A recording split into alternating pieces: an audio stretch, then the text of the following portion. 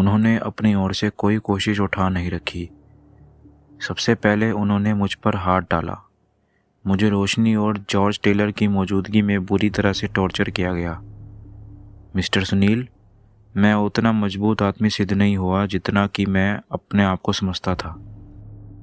चीनियों द्वारा दी गई अथाह यातनाओं की वजह से कई बार मैं दर्द से चिल्ला उठा, लेकिन मैंने अपनी जुबान नहीं खोली। सुनील ने देखा, एकाएक जॉन फेडरिक का चेहरा विकृत हो उठा और उसकी सांस तेज हो गई। शायद उसकी आंखों के सामने टॉर्चर का दृश्य घूमने लगे थे। सुनील उसके दोबारा बोलने की प्रतीक्षा करने लगा।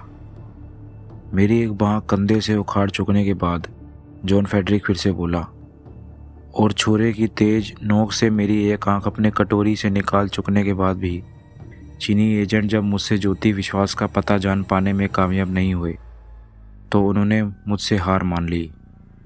उन्होंने मुझे छोड़ दिया। वैसे भी मैं उनके टॉर्चर द्वारा मौत के इतने करीब पहुंच चुका था कि मैं किसी भी क्षण दम तोड़ सकता था। इसलिए उन्होंने मुझे छोड़ दिया और वे रोशनी की जुबान खुलवाने के प्रयत्नों में लग गए। रोशनी पर उन्होंने यातनाओं के कौन कौन से तरीके आजमाए, ये मैं अपनी आंखों से नहीं देख सका। पीड़ा के आधिक्य से मैं अपनी चेतना खो बैठा। बाद में मुझे रोशनी ने बताया कि क्या हुआ था, और जो कुछ उसने मुझे बताया उस पर मैं फ़ौरन विश्वास नहीं कर सका। जॉर्ज टेलर ने हमें धोखा दिया था। मैंने और रोशनी ने नारकीय यातनाएं सहकर भी अपनी जुबान बंद रखी, लेकिन जॉर्ज टेलर ने एक क्षण में हमारे किए धरे पर पानी फेर दिया। रोशनी ने मुझे बताया कि उसकी जुबान खुलवाने में भी असफल रहने के बाद जब चीनी एजेंटों ने जॉर्ज टेलर पर हाथ डाला तो जॉर्ज ने फ़ौरन अपनी जुबान खोल दी।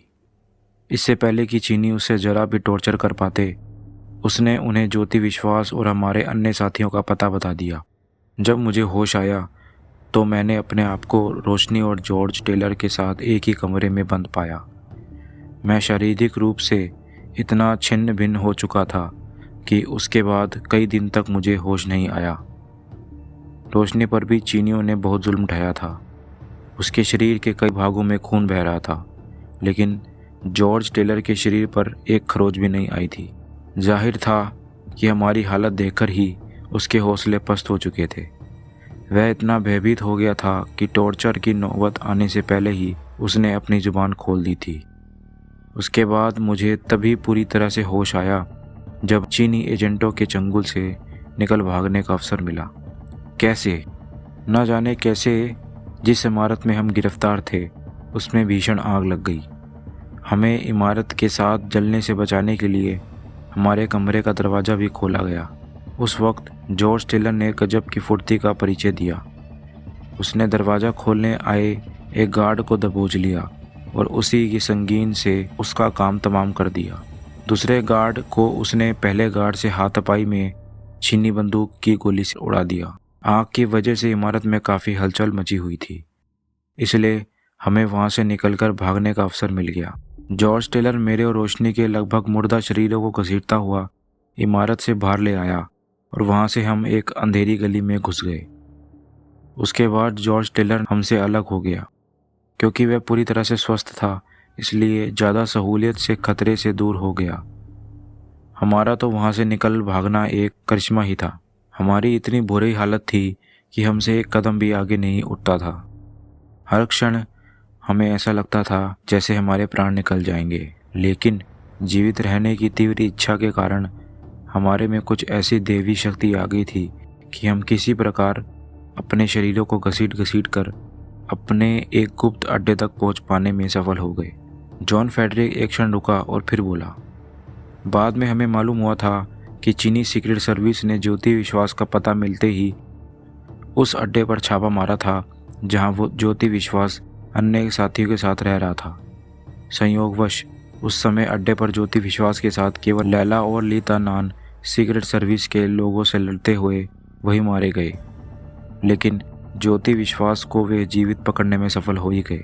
ज्योति विश्वास ने चीनी सीक्रेट पुलिस के टॉर्चर चैम्बर में एड़ियां रगड़ रगड़ कर जान दे दी, लेकिन उसने यह नहीं बताया कि उसके बाकी साथी कहाँ हैं। 10 दिन बाद जब चीनी एजेंटों का सब्र का प्याला भर गया था तो उन्होंने ज्योति विश्वास को शूट कर दिया।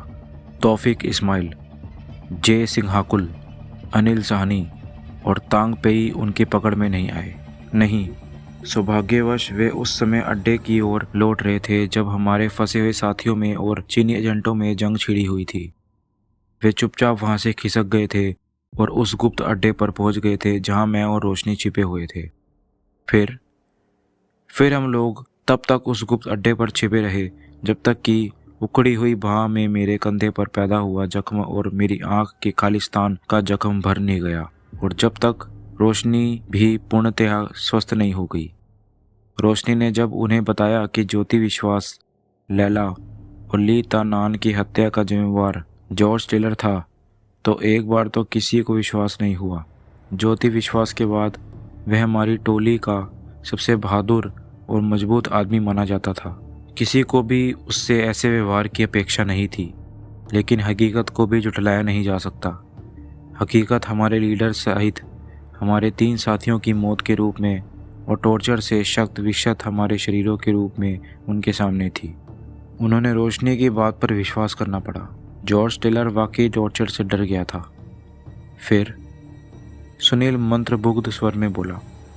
तौफीक इस्माइल के दिमाग में यह बात कील की तरह ठुक गई कि उसकी प्रेमिका लैला की मौत का और उसके लीडर ज्योति विश्वास की मौत का और उसके साथी ली तानान की मौत का इकलौता जिम्मेदार जॉर्ज टेलर ही था। उसने उस क्षण सबके सामने कसम खाई कि जब तक वह जॉर्ज टेलर का तलाश करके उसकी हत्या नहीं कर देगा, चैन से नहीं बैठेगा। अपने साथियों की मौत का हमें भी उतना ही गम था जितना कि तौफीक इस्माइल को था।